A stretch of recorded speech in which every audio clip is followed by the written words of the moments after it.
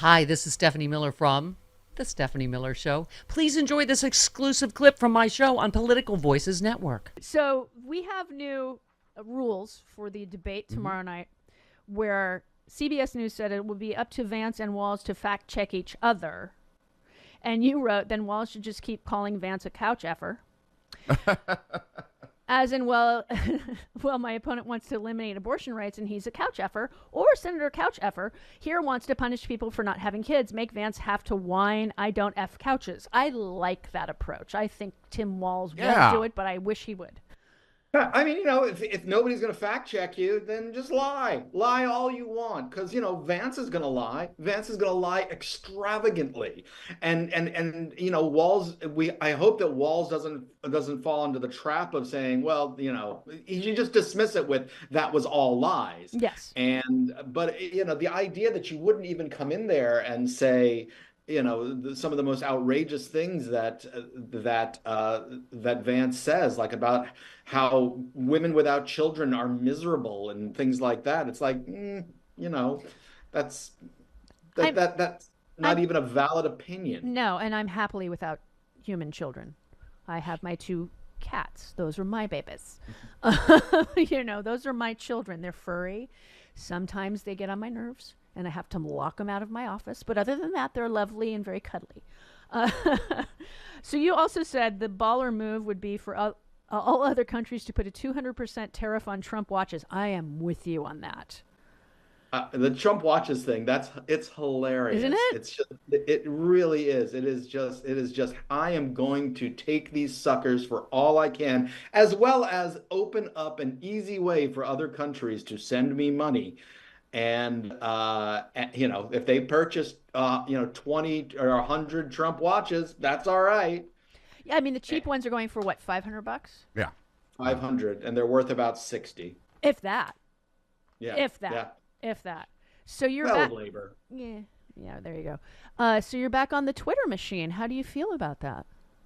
It's weird. Yeah. All of a sudden, 1 year to 1 year to the date that I locked myself out of Twitter, I got an email saying, okay, you can log back in. And I was like, what? And then I got there, and it's sort of like when you come back to the house after somebody else has had a party there. Yeah, yeah. And it's like, this is a huge mess that I didn't really have any role in making. The egg has a crack in it. Yeah. Yeah. And I just the risky business egg, the crystal egg. Has a crack in it. Yeah. And I'm just like, I don't know if I want to be here as much as I just want to tell people, come out to the suburbs. Yeah. And Thread. Yeah. Because right now you need to paint over the graffiti that was sprayed all over your. Yeah. And the ladies of the evening that were there. The interface is just ugly. It is. That's and it's cluttered. Yeah. But I will say, and they're trying to push like grok on you and all of this. Yeah. What?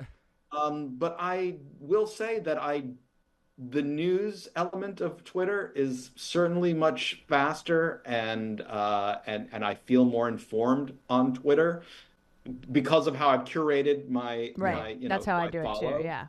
And so the updates on what's going on in Appalachia and Florida is, that's been much more potent on Twitter than on Threads.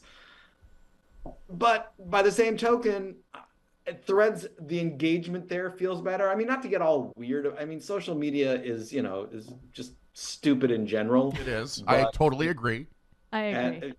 But I do feel like and I like that Threads that Twitter has direct messages. That Threads doesn't have that yet. But I mean, it also just feels dirty, doesn't it, to be on there? Yeah. You just feel like, it's like, yeah, I guess it's, choose your fighter when it comes to billionaires.